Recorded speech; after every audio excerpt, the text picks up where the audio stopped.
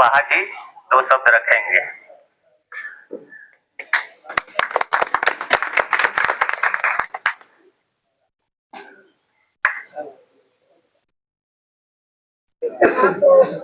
अध्यक्षता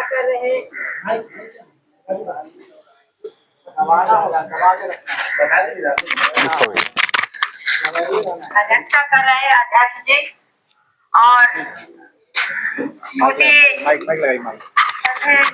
शरद यादव जी के पुण्यतिथि पर हम सभी लोग यहाँ पर पधारे हैं और सभी साथियों को मैं अपनी तरफ से बहुत बहुत अभिनंदन चंदन और स्वागत करती हूँ। कहने का मतलब है कि शरद यादव जी का जो विचारधाराएं थी हमें याद है।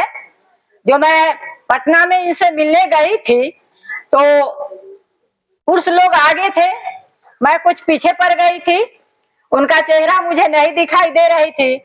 तो उनका नजर हम पर पड़ा तो बेटी कह करके हमको बुलाए और सम्मान के साथ माने आगे में हमें खड़े किए और कहे कि बेटी कुछ भी हो जाए हम रहे या न रहे, तुम अपने महिलाओं को के बीच में जा करके सशक्तिकरण उन लोगों को जकड़ करके घर में जो रखा जा रहा है उनसे उन जंजीरों से आगे निकालने का प्रयास करेंगी।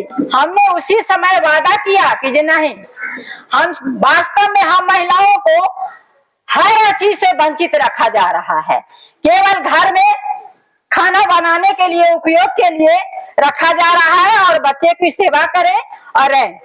लेकिन कहने का मतलब है कि इन्होंने जो विचारधाराएं हम लोगों को दे करके गए, इनके विचारधाराओं को हम अपने महिलाओं के बीच में सहज रूप से सम्मान रूप से माने उस तरीके से अच्छे तरीके से हमने उन लोगों के बीच में उन वाणी को माने रखते हैं। लेकिन कहने का मतलब ये है सबसे पहली पाठशाला तो घर होती है।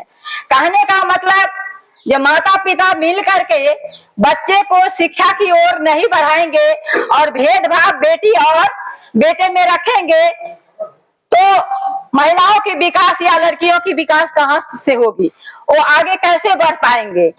अभी फिलहाल में जैसे मान लिया अभी के सरकार बहुत शिक्षा की ओर बेटियों की ओर ये ध्यान दिए हैं, ठीक है वो आगे बढ़ रही है, लेकिन फिर भी समानता का अधिकार होना चाहिए महिलाओं को, वो नहीं हो रहा है। इसलिए नहीं हो रहा है कि जहां पर नौकरी के क्षेत्र में हो, चाहे सामाजिक क्षेत्र में हो या पारिवारिक क्षेत्र में हो या पंचायती राज में हो, जहां भी हो पूंजीपतियों का ये बन गया है अखाड़ा। कहने का मतलब है कि महिलाएं अगर या कोई बच्चे कम्पीट कर भी जाते हैं तो वहां पर क्या होता है कि मुझे 9 लाख मिलना चाहिए, 10 लाख मिलना चाहिए। तो उनकी विचारधारा कहाँ रही? हमारे शरद यादव जी को तो ये विचारधारा नहीं थे, तो उनको विचारधाराओं को खंडित किया जाता है। और मैं यही कहूंगी कि जो मैं महिलाओं के बीच में ज्यादा से ज्यादा समय मैं देती हूँ और उनको आगे बढ़ाने का काम करती हूँ। बस मैं इतना ही कर करके अपनी वाणी को विराम देती हूँ। जय हिंद, जय भारत।